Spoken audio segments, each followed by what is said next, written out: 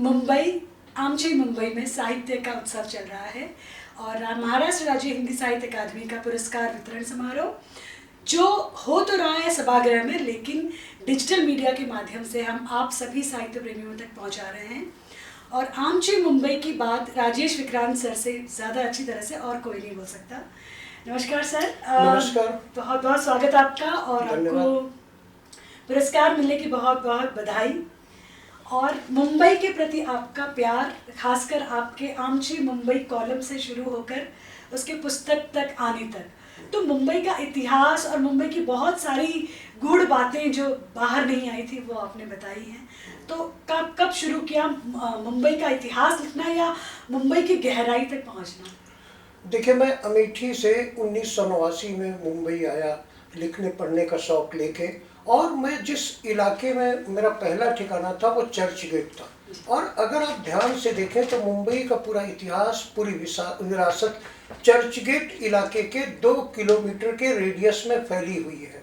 सारी की सारी चीज़ें एक ज़माने में जो ओरिजिनल वास्तविक मुंबई थी, मुंबई किला था, फोर्ट था, तो वो इलाका वही है।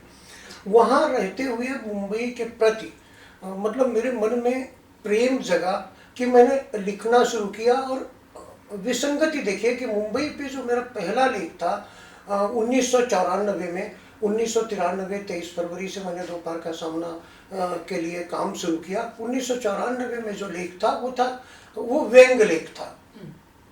यह है मुंबई मेरी जान। तो मुंबई की विसंगतियों के हास्य तरीके से उसकी चर्चा थी।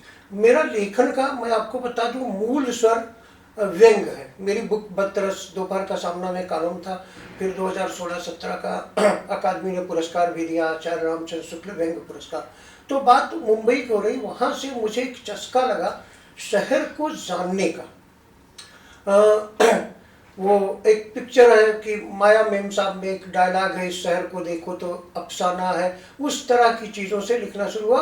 और 2019 में नहीं, सॉरी, ये 2012 में मेरा पहला प्रोजेक्ट आया। मुंबई के इतिहास से जुड़ा एक बहुत महत्वपूर्ण विषय, मुंबई माफिया एक एन्साइक्लोपीडिया। एक मराठी बुक थी, मुंबईतील गुन्हेगारींचा एन्साइक्लोपीडिया। हमारे दैनिक सामना, मराठी सामना के श्री प्रभाकर पवार जी, शहर के बहुत बड़े क्राइम रिपोर्टर हैं, उनकी बुक। तो मैंने उसका अनुवाद किया। वही समय था 2012, तो लिखने का चस्का लगा। आने वाले वर्षों में 2017 से दोपहर का सामना में मेरा एक कॉलम शुरू हुआ, आमची मुंबई, जिसमें मुंबई के बहुत सारे पहलुओं की चर्चा हुई। और उसका परिणाम यह निकला कि 2019 में मुंबई के इतिहास पे मेरी पहली बुक आई। ये मौलिक बुक, पहला वाला अनुवाद था आमची मुंबई। आमची मुंबई से मुझे इस तरह की प्रेरणा मिली कि 2022 में एक और पुस्तक आई, आज़ादी की लड़ाई में मुंबई का योगदान। और हकीकत में अगर मुंबई ने समाज, साहित्य, संस्कृति को बदलाव देने की कोशिश की है, तो आज़ादी की लड़ाई में मुंबई ने बहुत प्रचुर भूमिका निभाई।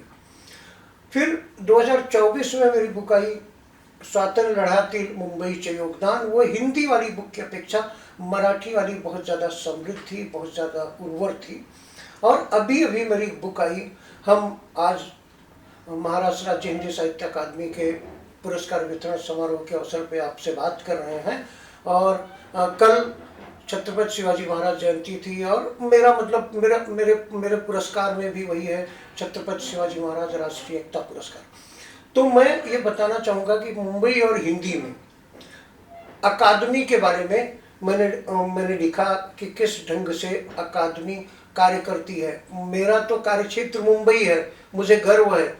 1982 में ये आपकी अकादमी आई। उसके बाद मेन काम शुरू किया तो तत्कालीन शिक्षा मंत्री प्रोफेसर राम मेघे की अध्यक्षता में जब पुनर्गठन हुआ, तेजी से काम शुरू हुआ 1986 से, तब से अब तक। तो जिस ढंग से महाराष्ट्र राज्य हिंदी साहित्य अकादमी है ना, कोई ये न समझे कि सिर्फ मुंबई तक सीमित है अकादमी के कार्यक्रम। मुझे गर्व होता है।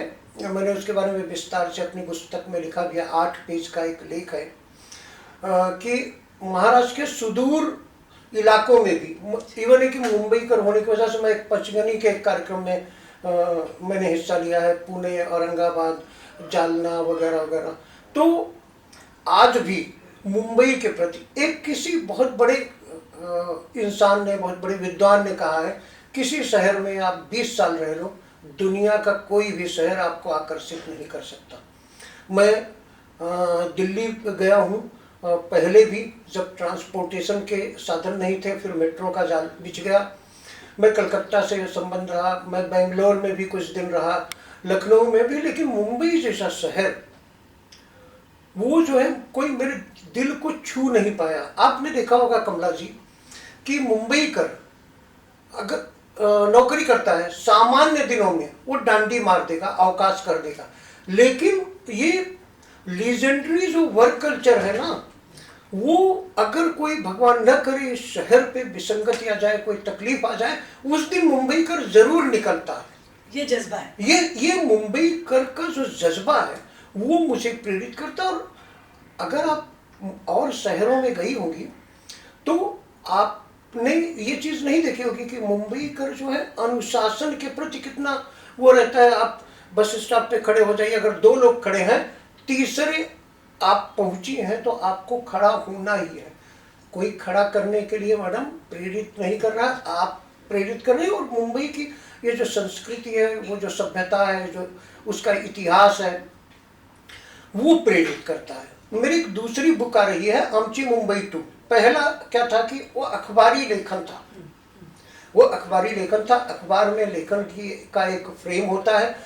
उसी टाइम पे जब 2019 में बुक आई तो मैंने सोचा आमची मुंबई 2 का एक आना चाहिए। वो मेरी बुक एकदम फाइनल स्टेज पे है। और किस तरह की है आप देखिए, आप रहती हैं शहर में, मैं बताना चाहता हूँ कि पहला लेख है, वे 7 द्वीप जिन्हें हम मुंबई कहते हैं।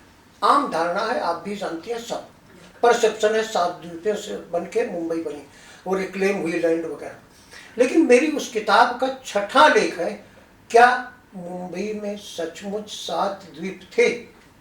हकीकत में 7 द्वीपों की थियरी आई कहाँ से? ऐसा कोई नक्शा नहीं है प्रमाणिक कि जिसमें 7 द्वीप हो। 1600 के आसपास पुर्तगीजों के हाथ का बना एक नक्शा जो दिखता है ना, उसमें 5 द्वीप दिखते हैं।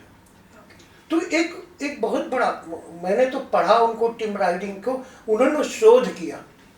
और अभी कुछ दिन पहले फिल्म आई थी महाराज, समाज सुधारक पत्रकार करसन मूल जी बनाम महाराज मानहानि मामले पे, तो ये स्टोरी मेरे पास थी। और चूंकि महिला है, मैं भी भरोसा करता हूँ, आप भी भरोसा करती हैं, नारी सशक्तिकरण में आज 2025 में हमको गर्व क्या है? हमको ये गर्व है मैडम कि जिस मुंबई ने थिएटर, फिल्म, संस्कृत की शुरुआत की, मुझे गर्व है कि नारी सशक्तिकरण की शुरुआत इस मुंबई में हुई। और वो सन था 1865, 1865। हम 2025 में नारी सशक्तिकरण की मुंबई का जज्बा देखें।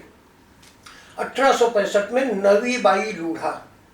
और मैं आपको बताना चाहूँगा कि डीएन रोड पे वो प्लाट वो है जिसपे आज सेंट्रल बैंक है, सेंट्रल बैंक की बिल्डिंग, ठीक है।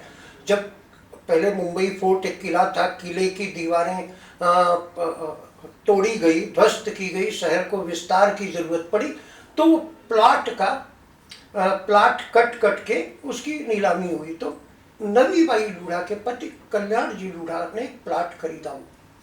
उस समय, आज भी सरकार का एक प्रावधान रहता है ना कि बिल्डिंग में हमारे हिसाब से होगी 2-3 और सीवर वगैरह 2-3 साल में। कल्याण जी लूढ़ा को किस्मत से वो प्लाट जो है, जिसने ओरिजिनल खरीदा था ना, वो 1,10,000 का, कल्याण जी लूढ़ा को 16,000 में प्लाट मिल गया। बॉम्बे की ब्रिटिश सरकार को लगा कि कल्याण जी ये तो मतलब बिल्डिंग बनाएगा नहीं, सट्टेबाज है, इन्वेस्टर है, जब जमीन की कीमत बढ़ जाएगी तो बेच देगा। लेकिन नहीं, कल्याण जी को करना था। कल्याण जी ने काम शुरू कराया और दुर्भाग्य था कि उनकी मृत्यु हो गई।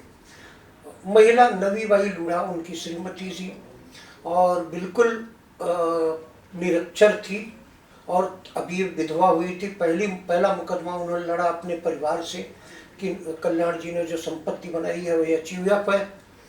फिर वो जीती तो उसके बाद बॉम्बे की ब्रिटिश सरकार, पहले से प्रेजुडिस था ना, कल्याण जी लूढ़ा इन्वेस्टर हैं, इनके ऊपर मतलब इस तरह, और उस महिला ने उस जमाने में 1860 के दशक में बॉम्बे की ब्रिटिश सरकार को 2 बार हराया था। तीसरी बार गवर्नर को सलाहकार ने बोला कि सर शहर में बहुत भद्द हो रही है, आप इसको जो है कर दो, तो क्योंकि इसके ऊपर 75,000 का जुर्माना लगाया था, बिल्डिंग का निर्माण कार्य नहीं हो रहा था। तो इस शहर ने पहली जो हमारे यहाँ पूरे देश की, भारत की पहली जो उद्योगपति होगी वो फ्लोरा ससून।